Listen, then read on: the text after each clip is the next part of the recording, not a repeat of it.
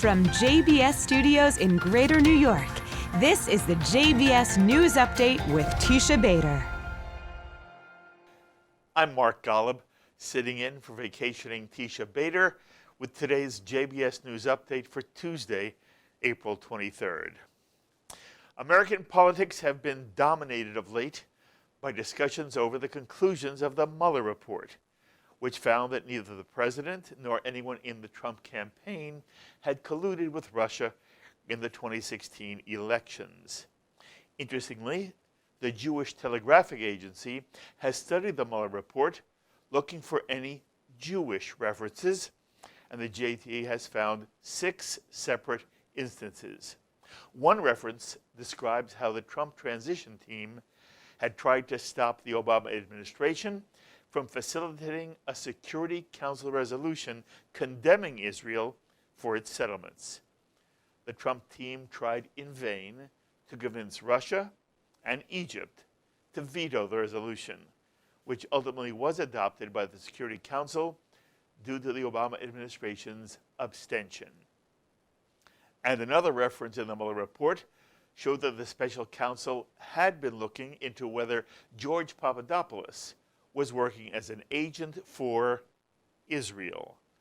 Papadopoulos had made that claim that the Mueller team was investigating him for Israeli collaboration, a claim that had been ridiculed in much of the American media. The Mueller report shows that Papadopoulos was telling the truth. Also on the American political scene, on Monday in a CNN town hall with Bernie Sanders, the Democratic presidential hopeful accused the Netanyahu government of racism.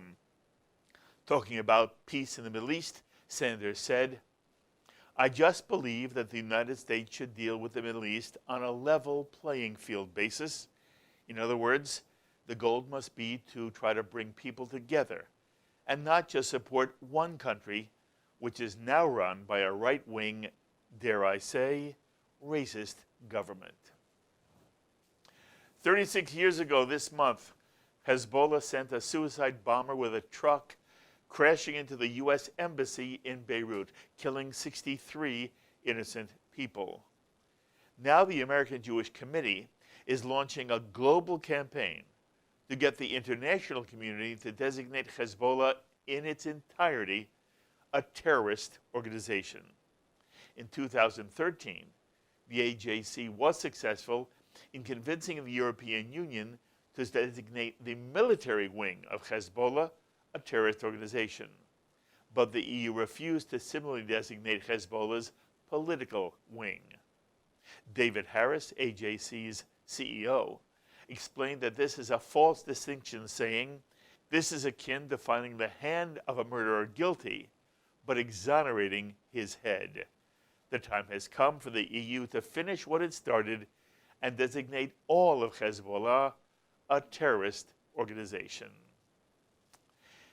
This total designation has already been adopted by the United States, Canada, the UK, Japan, the Arab League, the Netherlands, the Gulf states, and of course by Israel.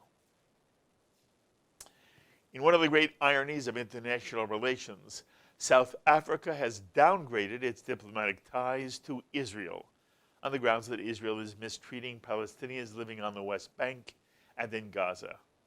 South Africa, which only yesterday knew the true meaning of apartheid, has long called upon Israel to give up lands liberated during the defensive Six-Day War of 1967. Many in South Africa have called for a boycott of Israel, including the University of Cape Town and South Africa's Academic Freedom Committee. Now the government of South Africa has announced it will not send another ambassador to Israel, and that its embassy in Tel Aviv will become a liaison office. The Jewish leadership of South Africa is understandably outraged. This year, on the first Seder night of Passover, most Jews all over the world gathered for family celebrations without worry or concern. But in one yeshiva in Moscow, the first Seder was punctuated by a fire authorities believe was the result of arson. The Associated Press reports that swastikas were also drawn on the entrance of Moscow's Torat Chaim yeshiva. Thankfully, none of the 60 students, rabbis, and guests attending the Seder were injured. And finally, the archives of one of world Jewry's greatest modern authors will soon be in Israeli hands. Franz Kafka, whose iconic works, The Trial, The Castle, and America, were all published after his death, had entrusted his manuscripts to a friend, who in turn had instructed his secretary to give the manuscripts to Israel upon his own death. However, the secretary kept them for herself.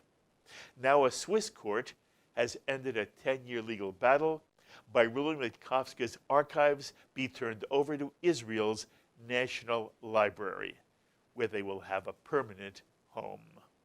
And that's the JBS update for April 23rd. I'm Mark Golub. Be well, my friends.